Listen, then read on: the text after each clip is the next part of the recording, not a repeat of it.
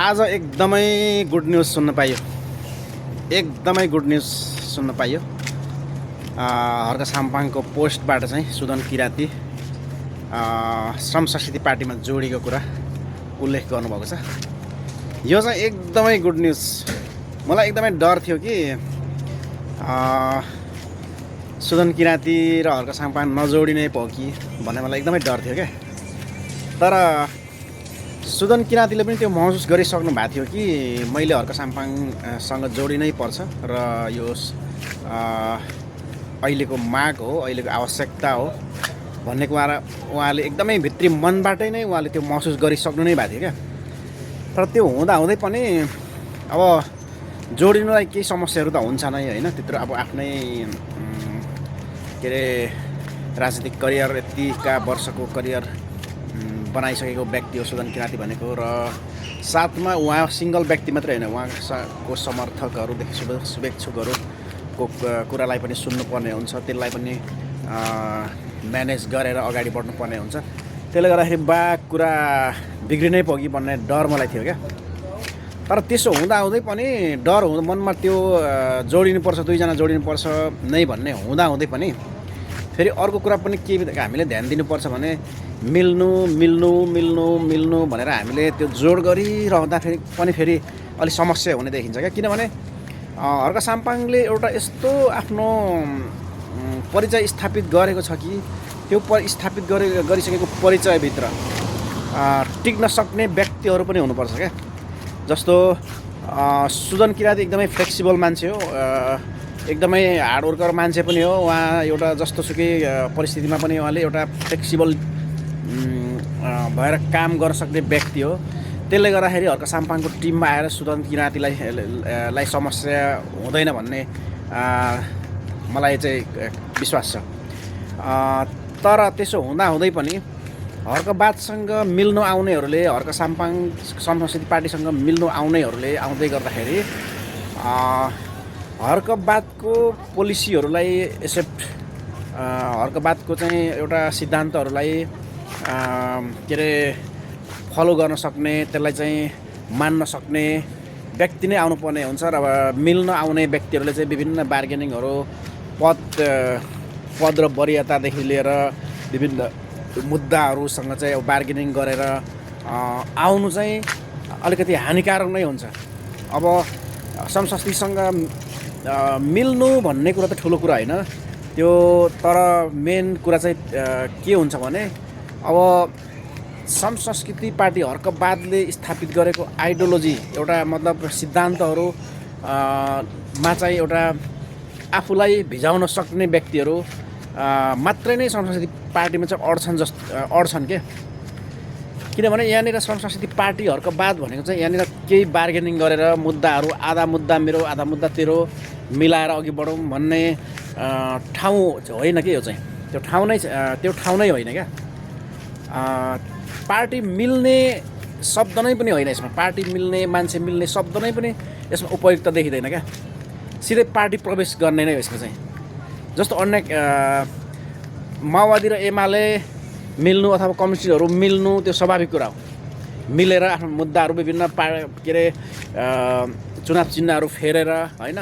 जस्तो माओवादीले पहिला हँसिया हतौडाको थियो, त्यसलाई छोडेर अहिले तारा चिन्हमा चाहिँ सबैले को सहमति गरेका छन्।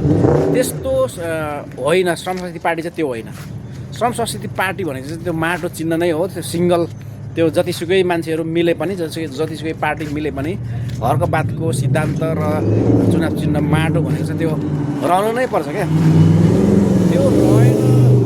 त्यो रहेन भने चाहिँ फेरि हर्कवादको अर्थ नै रहेन। फेरि हर्क साम्पाङको एउटा त्यो स्थापित जुन एउटा सिद्धान्तहरू छ, स्थापित परिचयहरू छ, त्यो नै रहँदैन क्या।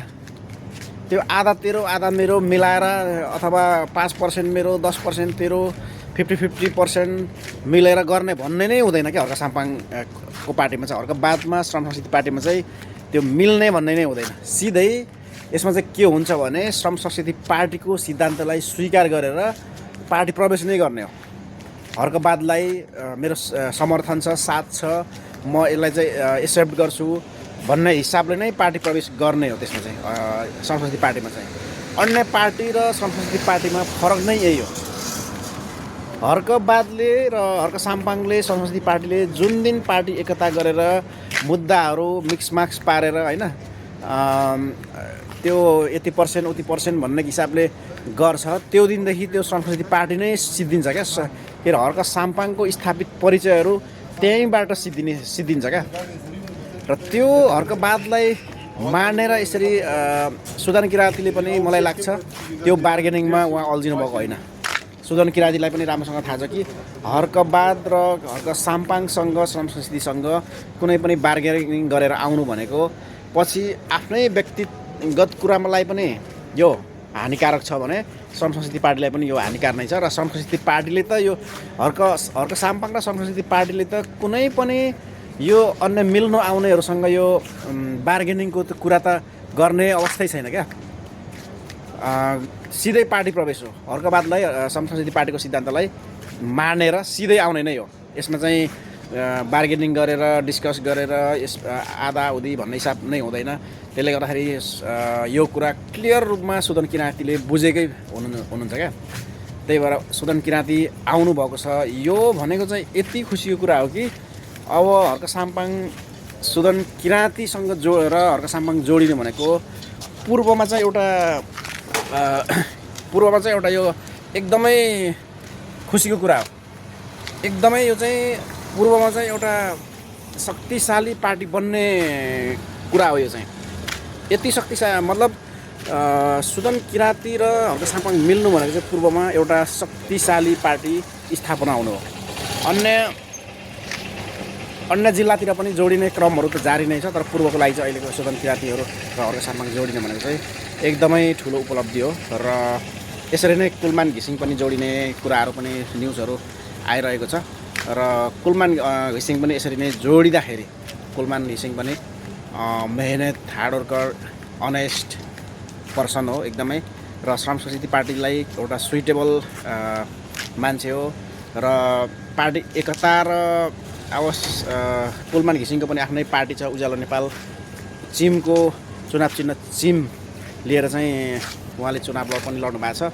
र त्यो कुराहरूलाई चाहिँ अब उहाँको पार्टीको आफ्नै सिद्धान्तहरू पक्कै पनि छन्, तर संस्कृति पार्टीमा त्यो सिद्धान्तहरूलाई मिलाएर छासपिस पारेर अलिकति थपेर गरौँ भन्ने हिसाबले आउँदाखेरि चाहिँ पछि कुलमान घिसिङलाई पनि समस्या हुन्छ र संस्कृति पार्टीलाई पनि समस्या हुन्छ नै। त्यो कुरा चाहिँ दुनियाँ जगजाहेर छ, दुनियाँले नै बुझिरहेको अवस्था छ। र कुलमान घिसिङले यो कुरा नबुझ्ने कुरा पक्कै नै छैन। र कुलमान घिसिङले चाहिँ पहिला पनि रवि लामिछानेसँग रासुपा राष्ट्रिय स्वतन्त्र पार्टीसँग मिलेर अलिकति त्यहाँ पनि समस्याहरू देखा परेको अवस्थाहरू छन्। र यो राष्ट्रिय स्वतन्त्र पार्टी र अन्य पार्टीहरूमा त मुद्दाहरू मिलाएर थपघट गरेर यति पर्सेन्ट उति पर्सेन्ट भन्ने कुराहरू मिलाएर भागवण्डा गरेर त्यो गराउन सकिने अवस्थाहरू हुन्छ भने यो संस्कृति पार्टी चाहिँ त्यसरी यो सम्भव नै छैन, त्यसरी सम्भव छैन। र कुलमान घिसिङ संस्कृति पार्टीमा जोडिनु भनेको चाहिँ निस्वार्थ रूपमा जोडिने हो क्या, ठाउँ हो क्या। यहाँ जोडिनु भनेको चाहिँ कुनै बार्गेनिङ कुनै त्यसमा चाहिँ अब केही त्यो गरेर आउनु भनेको नै आफूलाई पनि हानि हुनु हो र पार्टीलाई नै हानि पुर्याउनु हो। त्यसले गर्दाखेरि चाहिँ अन्य व्यक्तिहरू पनि एउटा अहिलेको समय अनुसार समयको मागलाई बुझेर पार्टीमा प्रवेश यसरी गर्दै जानु भनेको चाहिँ संस्कृति पार्टी मजबुत हुँदै जानु हो। र आन्तरिक कुराहरू अहिले जुन यो सुदन किराँती संस्कृति पार्टीमा जोडिएको छ र दिनभर हिजोदेखिको समाचारहरू सुदन किराँती आखिरमा गएर चाहिँ सुदन किराँती र हर्क साम्पाङ नमिल्ने भयो भनेर न्युजहरू दुनियाँ आइरहेको थियो, तनाव पनि लागिरहेको थियो। तर नमिल्दाखेरि पनि खासै हामीले टेन्सन चाहिँ गर्नु हुँदैन।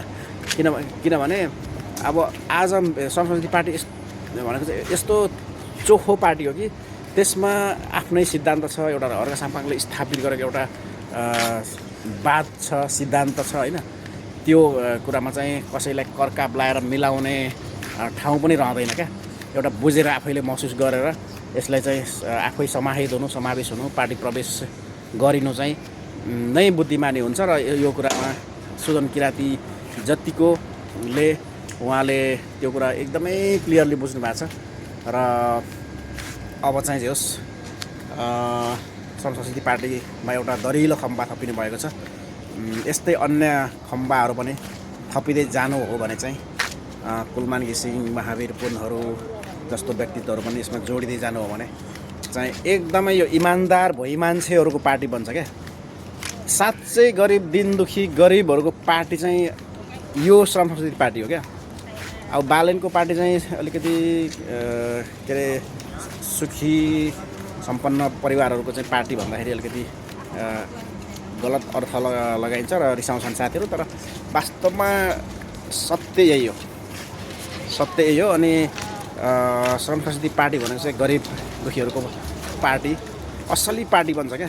महावीर पुन भयो, कुलमान घिसिङ भयो, अनि अब सुदन किराती जोडिसक्नु भएको छ। मेन कुरा एकदमै आश गरेको व्यक्ति भनेको चाहिँ कुलमान के अरे सुदन किराती, तर उहाँ जोडिसक्नु भएको छ। एकदमै खुसी लागेको छ यसमा चाहिँ। र पार्टीले अझै यस्तै यो चाहिँ एउटा श्रम संस्कृति परिवारको लागि चाहिँ एकदमै खुसीको कुरा हो।